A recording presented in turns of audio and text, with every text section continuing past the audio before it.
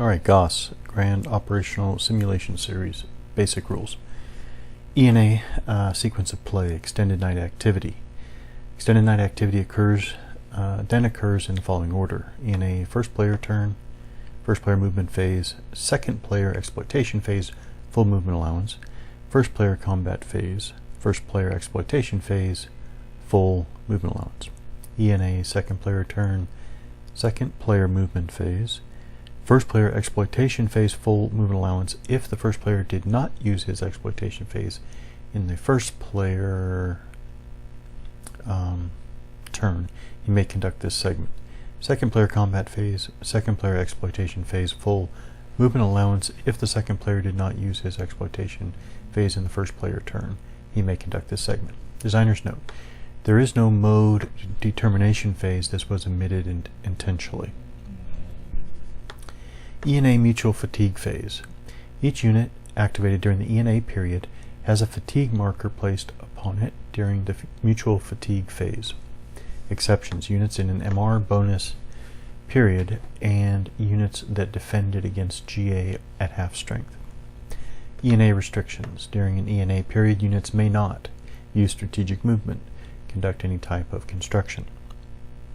Note: units may attempt hasty bridge demolition. ENA and Fuel. Mech units use the fuel status of their formation in the immediately preceding night game turn. ENA and Fatigue.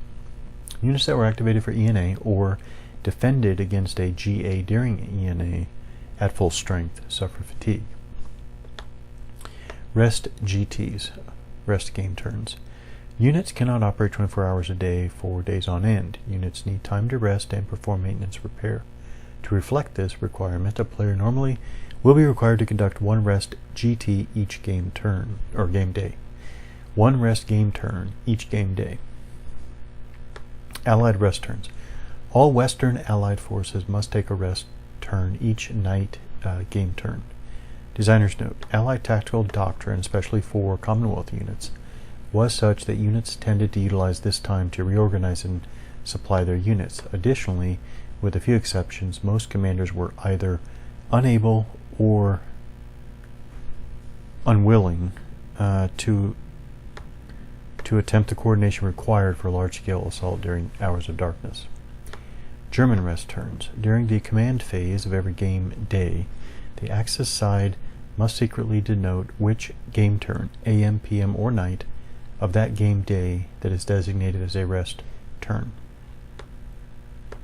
Rest turn mode restrictions. Units may not enter PA or exploit mode during a rest game turn. Units already in exploit mode may remain in that mode.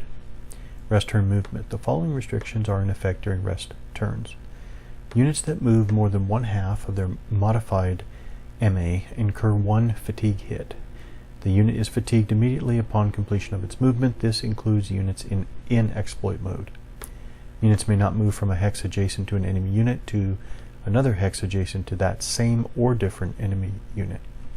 Exception: units that are marked with an isolated marker and move towards their source of general supply, Gen S, are exempt from the above adjacent enemy unit restriction, although normal movement halts and MP costs still apply. Exempt units. The following units are exempt from rest turn movement restrictions: mech units, including leg units using truck points, using any form of road movement, and that remain at least 6 hexes from an enemy unit, 5 intervening hexes. Units that exit maneuver reserve mode directly to exploit mode during a rest turn or are in a maneuver reserve bonus period. Rest turns and FS missions. Artillery units that conduct any type of FS mission incur one fatigue hit if they use more than one half of their barrage strength. Rest turns and ground assaults. Units that conduct a tactical assault during a rest turn automatically receive one fatigue hit after completion of the assault. Units already fatigue 1 become fatigue 2. Units defending against a GA during their rest turn incur one fatigue hit unless they defend at one half strength. Designer's note: historically, the Allied forces were not trained for night combat, and doctrine called for units to hold and or, in the case of armor, to withdraw, to refit, repair, and refuel at night. Unit characteristics. This section discusses unit size, movement, class, and strength. Unit size. Unit size affects several game functions, primarily stacking. Units range in size from battalions, largest, to zero-step units, the smallest. Most units have a unit size symbol printed on their counter. The unit type chart displays the unit size symbology used in the game. Note, the Soviet and some Italian units may be shown as regiments. See scenario rules. Battalions. A battalion will always have a battalion size symbol, the two vertical lines right there, on its unit counter. Battalions normally contain 3 companies. 3-step hybrid units are considered battalions. Some battalions contain 1 or 2 steps. They are still treated as battalions unless specifically noted otherwise. Rear echelon battalions, Commonwealth recon battalions, and battalion-sized headquarters units normally have only 2 steps. Artillery units designated with a battalion unit size symbol are considered battalions for all purposes. Like this. Note, there are artillery units designated as company and C-step units, unless specifically stated in scenario rules. All artillery units, except Z-step units, consist of 1 step. In Wacht and Hurtgen, Commonwealth recon battalions are shown with 3 steps. Treat them as 2-step battalions. Companies. Company, Khoi-sized units, can consist of 1 or 2 companies. A company-sized unit will always have a white stripe behind the unit type box, and will sometimes have a company-sized symbol, a single vertical line. If the unit consists of 2 companies, there will be a unit type box superimposed over another such box, like that. In the case of AFEs, there will be 2 silhouettes. AFE companies will display an AFE silhouette with a white stripe behind it, like that. Hybrid units consisting of 2 Khois companies are considered a company-sized unit. Note, the 2-company unit is still just a single unit, even though it represents 2 companies. It is not treated as a battalion. Z-step units, like that. A Z-step unit does not have a unit size symbol. Instead, either a white or red circle will appear behind the unit type box. Z-step units, no step dot, have no steps. Okay, no step dot, yeah. Okay. Unit movement class. Each unit is one of 2 movement classes, leg or mechanized. A unit's movement class determines how many MPs must be expended based upon the terrain being entered or crossed by the unit as it is moved. Leg units are units moving on foot. Mechanized units, MUs or mech units, are units that are riding in or towed by vehicles, tracked, wheeled, or horse-drawn. They move faster on roads and open terrain. Leg units can be mechanized by truck points, and many MUs can dismount and become leg units. Unit strength and step loss. The number of steps a unit currently possesses. The number of steps a unit currently possesses measures how much of its original strength is present. The number of steps in a unit is equal to the number of step dots on the unit's counter, unless reduced by a lost marker. Most units start with a strength of 1, 2, 3 steps. The number of steps in a unit at full strength is equal to the number of companies it contains. Okay. Step losses. The number of steps in a unit is reduced as the unit takes losses in combat.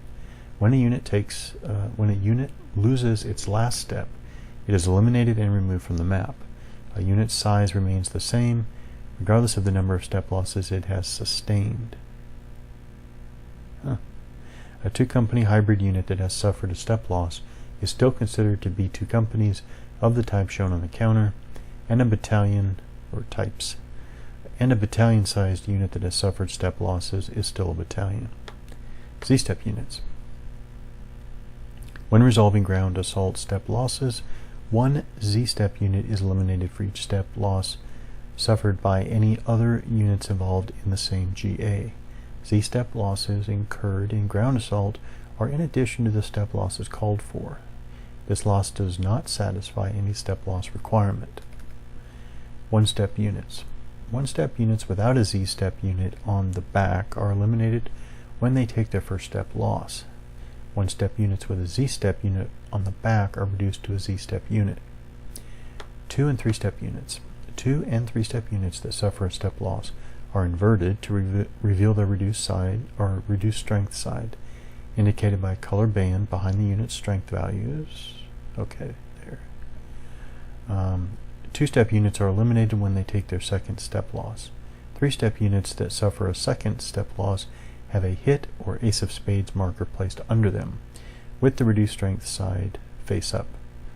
The combat strength of 3-step units with 1 step remaining is explained in 4.3.2. So here we go. Full strength with 1 step loss, it's flipped to its backside with the band, colored band behind the unit values, and then I guess you have a second hit with the ace marker, ace of spades marker. What's here? Full strength with 1 step loss. Okay. The ace of spades marker is a step loss marker when placed under a unit. It is placed underneath the unit, but for the purposes of illustration, they are placed below in this diagram. Okay. Example: using the diagram above, unit on the left, first 192 Infantry Battalion. 192.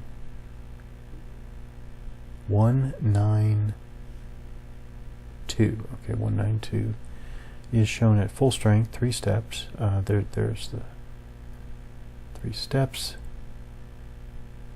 Okay. With a current combat strength of 786. Next unit shown is the battalion with 1 step loss, inverted, with a current combat strength of 566. Third unit shown is the battalion with 2 step losses, still inverted, with ace of spades marker under it. Unit now has a current combat strength of 336. Okay, I guess we'll figure out how to compute that. The fourth unit is the CCR right there, CCR 1, 7th Armored, at full strength, then with 1 step loss. Okay. And finally with 2 step losses and a current combat strength of 4312. Okay. Note step losses do not affect proficiency ratings or armor anti-tank values. Current unit combat strength. A unit's combat strength is dependent on the number of steps the unit has remaining. The combat strength of a unit is always given by the values on the side of the unit that is face up, unless a hit marker is present under the unit. That's probably how we compute the third step combat values. When a 3-step unit suffers a second step loss, its strength is calculated by having the combat value shown on the reduced side, round fractions up. Okay. If a 786 3-step U.S. Infantry Battalion takes a step loss, it is flipped over to its reduced strength side and is now at 566. If it were to take another loss, a hit marker would be placed underneath the unit, and its ground assault strengths would now be 336. 336. That's 5 divided by 2, 2.5 rounded up to 3. 6 divided by 2 is 3. Okay. If a 3-step hybrid unit starts with factors of 10, 8, 12, when it takes a step loss, it is flipped over to its reduced strength side and is now in 8, 6, 12. If it takes a second hit, a hit marker would be placed under it and its ground strength would be 4, 3, 12. 4, 3, 12, okay. Unit proficiency. All units have proficiency ratings, PR, that measure training, morale, and leadership. The unit strength type chart shows the location of these ratings on the counters. A unit's PR can affect combat and is used when making proficiency checks. Most units have both offensive and defensive PRs. There are some units that have a defensive PR but not an offensive PR. Those units may not participate in an offensive ground assault if they are the only unit in a hex.